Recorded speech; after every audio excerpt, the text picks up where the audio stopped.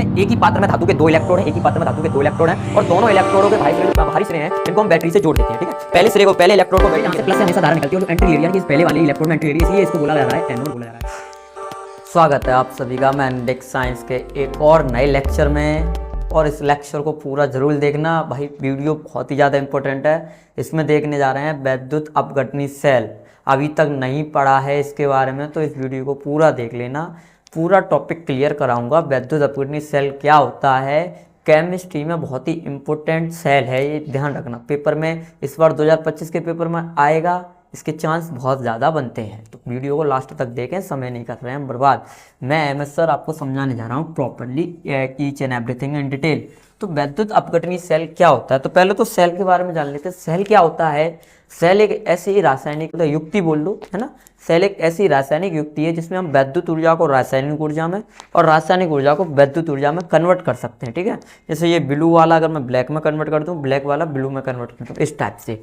तो इसके अंदर आप देखते हैं तो ये दो टाइप के होते हैं, एक होते हैं वैद्युत अपघटनीय सेल और एक होते हैं वैद्युत रासायनिक सेल, जिसे हम डैनियल वोल्टी है या ये भी बोलेंगे। इसको भी देखना, इसकी भी वीडियो जल्द ही कल आएगी आपके लिए। ठीक है, और ये होता क्या है वैद्युत अपघटनी सेल, इसको जान लेते हैं। ये जो सेल है ये वैद्युत ऊर्जा को रासायनिक ऊर्जा में परिवर्तित करता है। यह सेल वैद्युत ऊर्जा को, जो भी आपकी इलेक्ट्रिकल एनर्जी है, उसको रासायनिक ऊर्जा में क्या करता है, परिवर्तित करता है। ठीक है, और इसमें कोई भी अभिक्रिया होगी, ठीक है, इसमें कोई भी अभिक्रिया क्या नहीं होती भाई, स्वतः नहीं होती है, खुद से इसमें कोई अभिक्रिया नहीं होती है, इसमें कोई भी अभिक्रिया स्वतः नहीं होती है। और इसकी एक खास बात यह है रेडॉक्स अभिक्रिया को संपन्न करता है।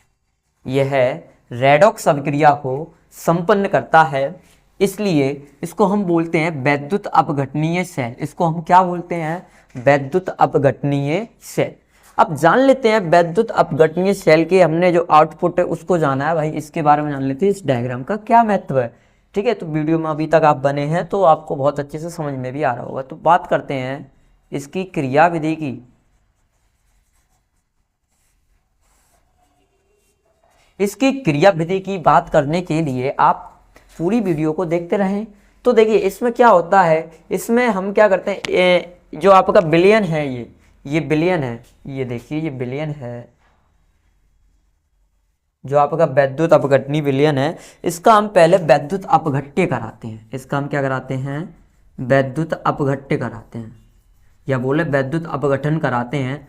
यानी कि अब इसके अंदर चार्जेस आ गए हैं, है ना, प्लस हो सकता है, नेगेटिव हो सकता है, यानी कि जिसमें वो भी हमने इसमें अणु डाले हैं वो धनायन व ऋणायन में जाके टूट गया है, इसका हमने वैद्युत अपघटन करा दिया है। ठीक है, तो इसका जब भी आप वैद्युत अपघटन कराते हैं तो सबसे पहले इसमें विद्युत अपघट्य विलयन का वैद्युत अपघटन कराया जाता है।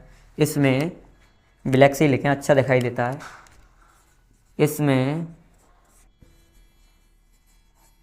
वैद्युत विलयन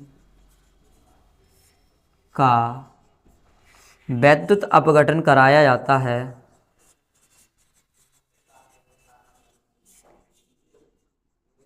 ठीक है, और वैद्युत अपघटन आप कराया जाता है। ठीक है, इसमें कराया जाता है। एवं जो बात मैंने, इसके एक ही पात्र में, पात्र हमारे पास एक ही है, विलयन हमारे पास एक ही है, लेकिन इसके एक ही पात्र में हमारे पास धातु के कुल 2 इलेक्ट्रोड हैं।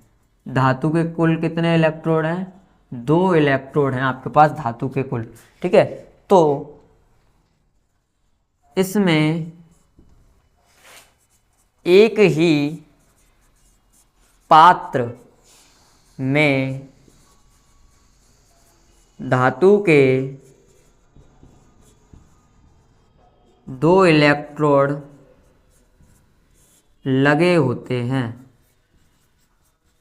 आपको समझ में आया होगा। इसमें क्या हुआ है, इसमें भाई एक ही पात्र में धातु के 2 इलेक्ट्रोड लगे हैं, ये बात क्लियर है ना। आगे चलते हैं।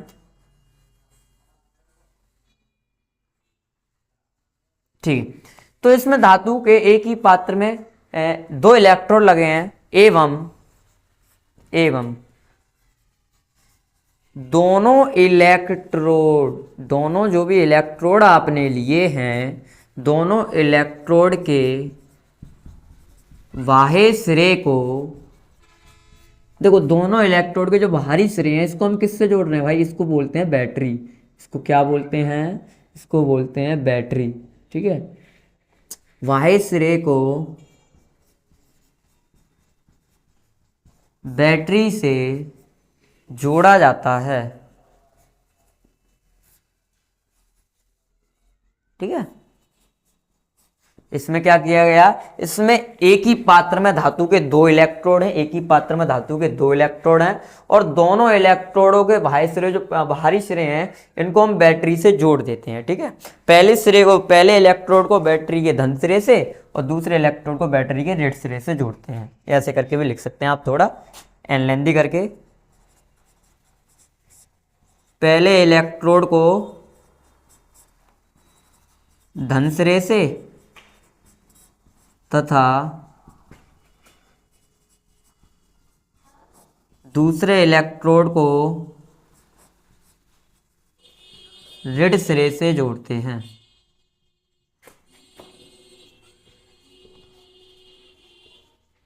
ठीक है, आपने पहले इलेक्ट्रोड को बैटरी के धन सिरे से जोड़ा, दूसरे इलेक्ट्रोड को बैटरी के ऋण सिरे से जोड़ा।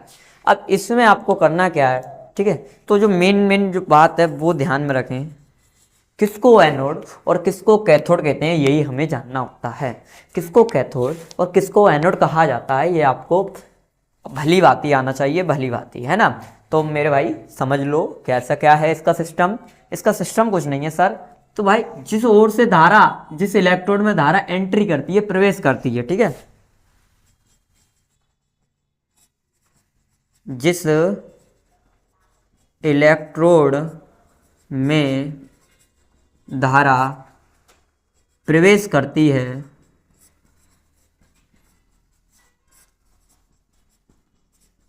उसे हम एनोड कहते हैं। उसे हम क्या कहते हैं, उसे एनोड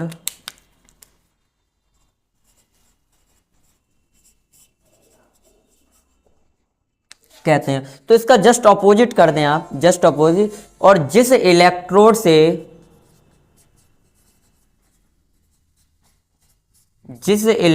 से धारा बाहर निकलती है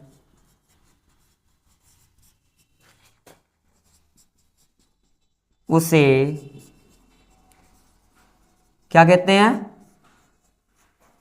उसे आप कहते हैं कैथोड।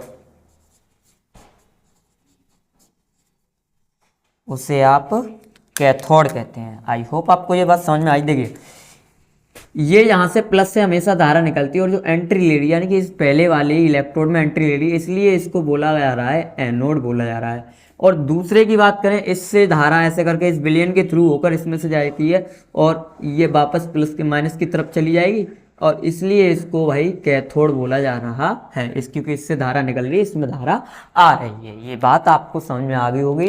तो हमने कम टाइम में ज़्यादा पढ़ा।